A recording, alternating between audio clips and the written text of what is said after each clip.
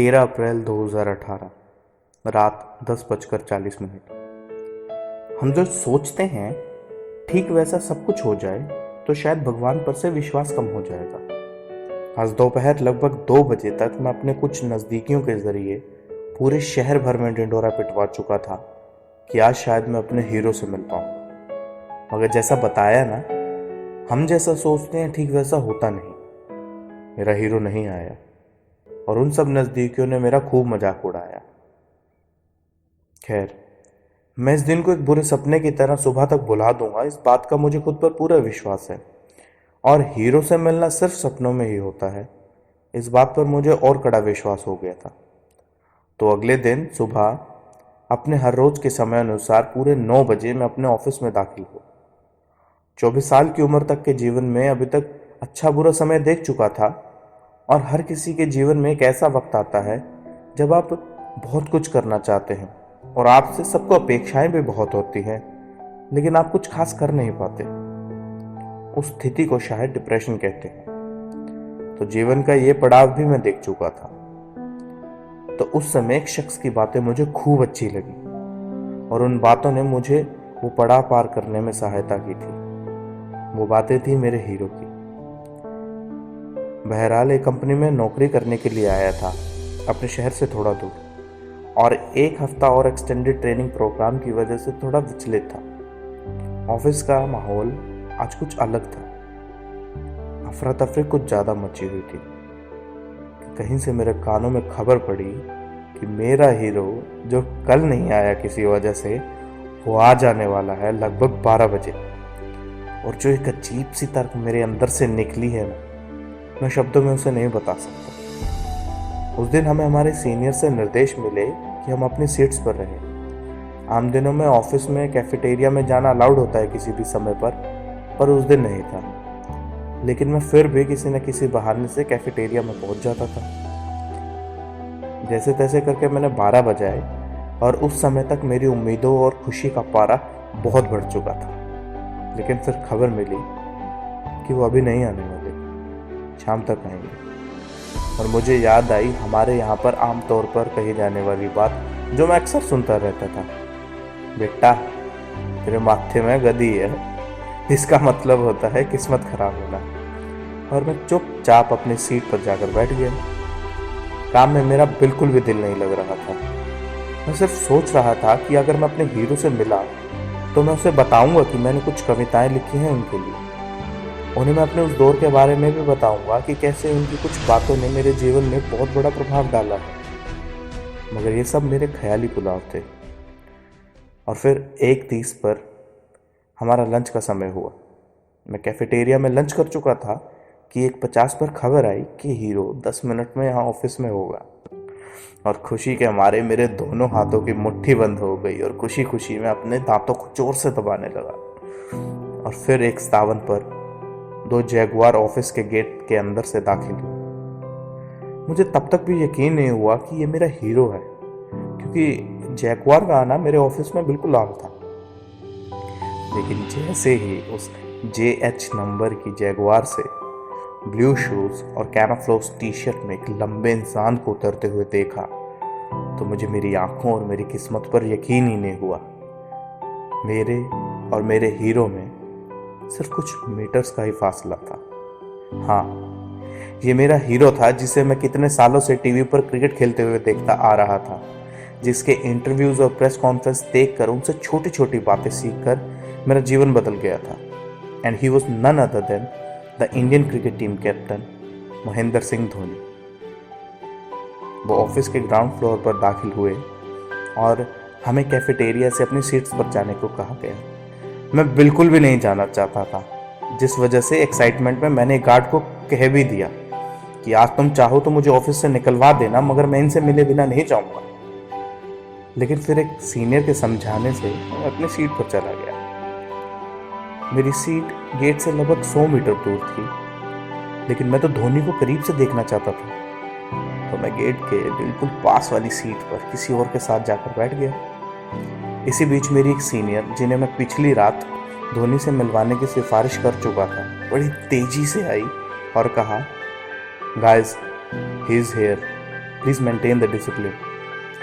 और मेरी टीम से पूछा अमन कहाँ है, और मैं गेट के पास सिर्फ इस इंतज़ार में था कि कब मैं धोनी को करीब से देख सकूं। मेरी सीनियर मेरे पास आई और बोली, Aman, control yourself and sit quietly. Curly बाल और लाल चेहरे में इतने गुस्से में इन्होंने जो कुछ भी कहा वो सब मुझे 3 दिन बाद समझ आया, जब मैं थोड़ा नॉर्मल हुआ। उस समय मेरे मन में सिर्फ ये था कि मैं सिर्फ धोनी को करीब से देखूं। एक्साइटमेंट में अपने हाथ में कुछ 4-5 पेन लेकर मैं क्या कर रहा था मुझे आज तक नहीं पता। मेरे पास एक सीनियर बैठे थे, उन्होंने मुझसे बातचीत शुरू की। तुम धोनी के बहुत बड़े फैन लगते। वो अपनी बातों से मुझे नॉर्मल करना चाहते थे, मगर मैं कुछ रिस्पॉन्ड ही नहीं कर पाया। मैं बिल्कुल सुन्न हो चुका था। कुर्सी से बार बार उठकर मैं सिर्फ गेट को देख रहा था कि कब मैं अपने हीरो को देख लूंगा। एंड फाइनली वो मोमेंट आया जब धोनी गेट से अंदर आए। हमारे बीच में लगभग सिर्फ 20 मीटर की दूरी थी, और ऐसा लग रहा था कि शायद अभी तक के जीवन में मैंने कोई भी अच्छा काम किया हो तो उसका फल ये ही है। मैं जिसे इतना पसंद करता हूँ उसके इतने पास खड़ा हूँ। धोनी के साथ कुछ ऑफिस के और लोग भी थे जो कॉन्फ्रेंस रूम में चले गए, और मुझे लगा कि ये मेरे जीवन का सबसे बेहतरीन पल है। लेकिन कुछ देर बाद हमें भी कॉन्फ्रेंस रूम में बुलाया गया। हम सब एक एक ग्रुप में जा रहे थे, और मैं हमारे ग्रुप की लाइन में सबसे आगे जाके खड़ा हो गया। मैंने जैसे ही कॉन्फ्रेंस रूम में कदम रखा तो मेरी आंखें बड़ी बड़ी हो गई, मुंह खुला का खुला रह गया। मेरा दाहिना हाथ मेरी कमर पर चला गया और बाएं हाथ से मैं अपने मुंह को छुपाने लगा जो बिल्कुल खुल चुका था। मेरे लिए चांद पर पहुंच जाने जैसा था। उस कमरे में शायद मेरे और धोनी के अलावा 8 लोग और थे, बट मेरे लिए सिर्फ हम 2 थे। ऐसा रिएक्शन तो उनके लिए आम है, इसलिए शायद उन्होंने 2 कदम मेरी तरफ बढ़ाए और कहा, रिलैक्स मैन। उन्होंने मेरा बायां हाथ जो मुंह को ढक रहा था उसे पकड़ा और मुझे नॉर्मल करने की कोशिश की। मेरे लिए वक्त उस समय थम गया था। मैं कौन हूं, मैं कहाँ हूं, मुझे कुछ बिलीव नहीं हो रहा था। और फिर हम सबकी एक तस्वीर हुई, पर मेरी नजरें धोनी पर टिकी थी। कैमरामैन ने मुझे टोका और कहा, सर इधर भी देख लो। मैंने उसकी बात सुनी और फिर से धोनी की तरफ देखने लगा, और उस समय सब हंसने लगे, मेरा हीरो धोनी भी। और फिर सबने हाथ मिलाया, लेकिन मैं बिल्कुल सुन पड़ चुका था और बस पास में खड़ा था। फिर हिम्मत करके धोनी की तरफ मैंने अपना बायां हाथ बढ़ाया और उन्होंने मेरा हाथ पकड़कर मेरी आंखों में देखकर कहा, all the best for your work. वो कुछ सेकंड्स जब माही की आंखों से आंखें मिली, मेरे लिए दुनिया की सबसे बेस्ट मोमेंट थी। मैंने अपना बायां हाथ जेब में रख लिया और कहा, इस हाथ से मैंने धोनी से हाथ मिलाया है, ये मैं किसी से नहीं मिलाऊंगा। 24 साल के लड़के के मुंह से ये सब बातें बचकानी लगती है, पर उस समय मैं अपनी उम्र और मैं कौन हूं मैं सब भुला चुका था। मैं सिर्फ धोनी का फैन हूं, और आज मैं धोनी से मिला हूं, मुझे सिर्फ ये याद था। फिर उसी समय मेरी वही करली बालों वाली सीनियर मेरे पास आई और मुझसे पूछा, नाउ हैप्पी? मैं कुछ बोल नहीं पाया और उन्हें हक करने का इशारा किया, और उन्होंने भी मुझे बड़े प्यार से हक किया।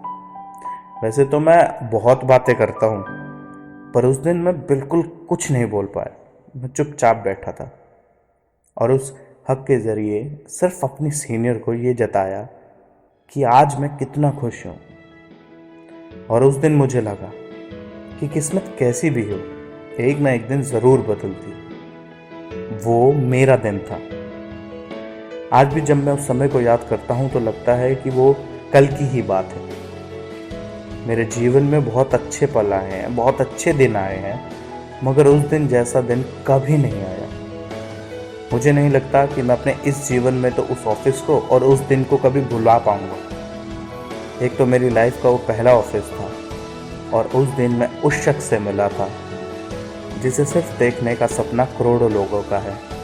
और मैं उन खुश नसीबों में से हूँ जो उससे मिला हूँ। एक बोर्ड पर उन्होंने लिखा था, process is important then the end result. वो बोर्ड कुछ दिनों बाद रिसेप्शन पर लगा दिया गया। मैं हर रोज उस बोर्ड के नीचे जाकर बैठता था जब तक ऑफिस में था। आज मैं वो ऑफिस छोड़ चुका हूँ, मगर एक बात है जो हमेशा आज भी फील करता हूँ कि ये जिंदगी है, इसमें कभी भी कुछ भी हो सकता है। And as Mahi sir says, वो सब करो जो तुम्हारे हाथ में है एंड एंजॉय द प्रोसेस।